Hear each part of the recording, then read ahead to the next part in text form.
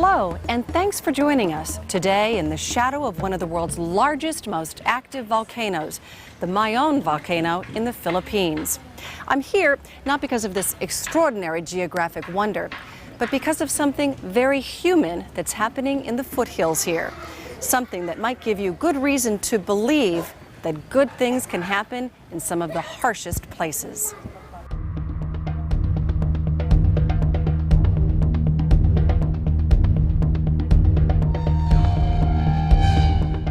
The Mayon volcano is the most active in this part of the world and has been called the Philippine equivalent of Mount Fuji in Japan. It's erupted 47 times in the last 400 years. But it was a typhoon that triggered the volcano's most recent and deadly assault, as miles of rain-soaked soil on the volcano gave way to devastating mudslides in the middle of the night. It was December 2nd of 2006, and villages surrounding the volcano were buried to their rooftops in mud. There is still no good count on how many people died, perhaps as many as 1,000.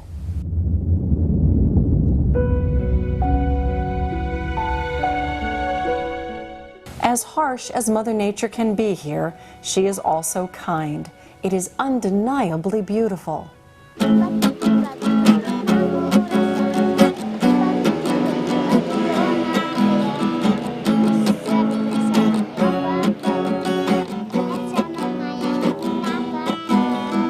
It was this scenic, friendly aspect of Legazpi that captivated the heart of Steve Kirk in his college years, when he spent time here as a missionary, making friends, learning their culture, and sharing American can-do enthusiasm with a willing audience. Little did Steve know that the friendships he forged in the Philippines would shape the rest of his young adult life. After I returned home, I had several people write me and ask for money, which is not uncommon. Even though I'm kind of a poor college student, you're still, in their eyes, you're still rich. There was one letter Steve couldn't forget. It came from this family, the Cavalleros. How many people live here? 8. 6 children. Denny Cavallero is in the Philippine Army.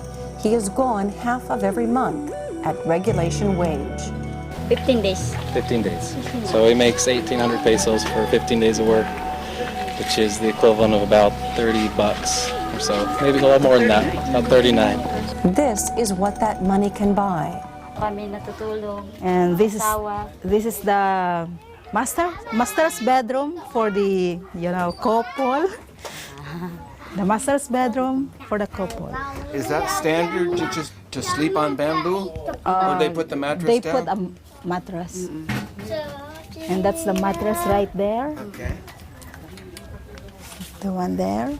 Explain to me, is this a traditional thing in the Philippines to have a bamboo bed like this? Yeah. The typical nipa hut in the Philippines used to have bamboo beds like this. Children sleep right here. They have 6 children, all in all. The 3 children sleep here and the other 3 sleep there. It is a hard existence, and like every mother, Gemma Cavallero has dreams for her 6 children. She hoped that their children could be able to attend this school continuously and land a wonderful job someday, that they may not experience the same thing that she's experiencing right now. But continuous school was not to be for Gemma's children, so her husband Danny wrote the words that started Steve Kirk thinking. Because the letter, it actually surprised me as he explained his tough situation. He didn't say, send me some money because we don't have food. He said, Grace, Disabel, and Devin are not in school because we can't afford for it. Could you please help? More or less. I don't remember the exact words. And at the time I was mowing lawns. That was my job, 8 hours a day. And if you've ever mowed lawns and you go up and down and up and down, you have a lot of time to think. But Steve would run out of time to think quickly. He was accepted to medical school and started a family, starting a nonprofit organization to help his Filipino friends some 7,000 miles from home would not be easy. When I first was interviewing for med school, I had been doing this for about a year and a half or 2 years. This would have been in 2004. I guess it'd been about 3 years. And I had multiple people ask me in interviews for medical school, what are you going to, well, this is really cool, but you're not going to do this in med school. How can you can't do it. It's not going to work. And I didn't know my answer. I actually said, I don't know. I guess we'll see. What Steve was determined to see happen was something he believed, hence the start of Believe International, building effective leadership, integrity, excellence, and values through education. $90 a year pays for school fees, a uniform, books, supplies, and some transportation. Most of the students now that we care for, their families come from a background where the family's annual income is $400 to $500 for the year. It's a huge benefit. It changes their lives. It frees up, well, number one, it gives these kids a chance to go to school. If my kids couldn't go to school, I don't know what would I do? What would you do? You'd probably think of something, but it's hard. And these people, they don't have a lot of options. And so to come back and see these kids now, it's just a thrill. Where do you think these kids would be if they didn't have the foundation? Some of them maybe will become victim of child labor, and probably some of them will be a part of, prostitution then, something like that. And this foundation really helped. I can express how I thank those people behind this foundation because it helps the students and the parents a lot. As I said a while ago, there are bright students, but they can't afford to go to school. Because of your support, they can now go to school without any burden.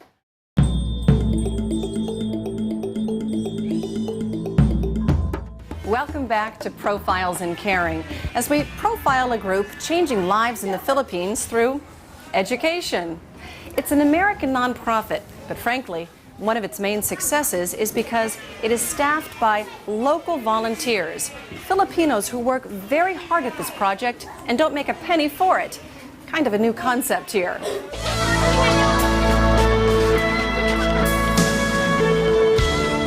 As Americans, giving back is something many of us do and perhaps take for granted. It's part of our culture. In a developing country like the Philippines, so much focus is on surviving, there is less time and energy for charity. But core to the Believe International organization is the concept that service to one another is important. They do it because they love it.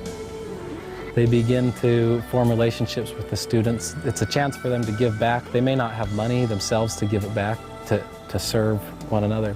Filipino people, they value service.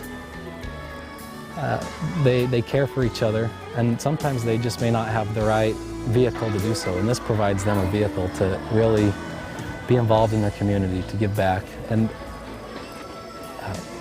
they don't mind that they don't get paid because they get paid in a non-financial sort of way.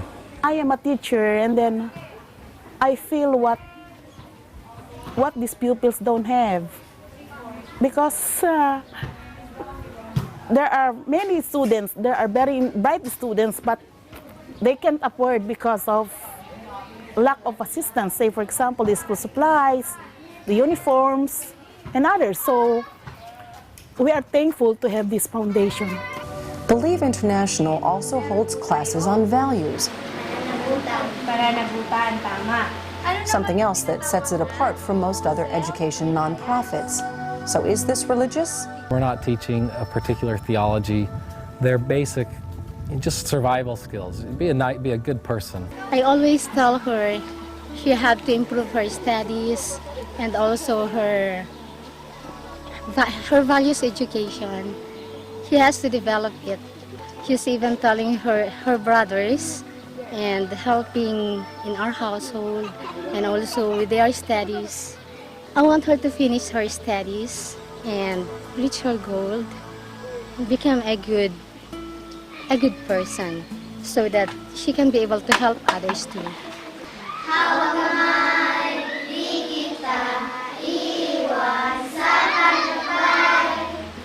What's it like for you, Steve, to come back here now as an older man and at a different point in your life and experience this world? It's different. It's very different from when I lived here before. I'm 28 now. It's been 10 years since I've been here almost. And I have three kids. Almost forgot there.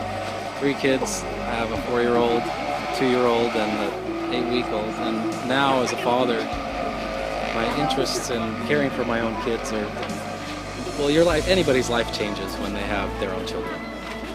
And you don't understand that before you have kids. And so now as I'm here now and I see the kids that we're helping, I think I appreciate it more. There's times that I think I can't do it anymore, and including this year. This year's been probably the hardest year since this has started. But I've learned over the years, well, number one, it is worth it. And right now, there's no question it's worth it. It's been just a thrill to see everybody. But there's something that's unique about this organization with what we're doing, that it's bigger than me.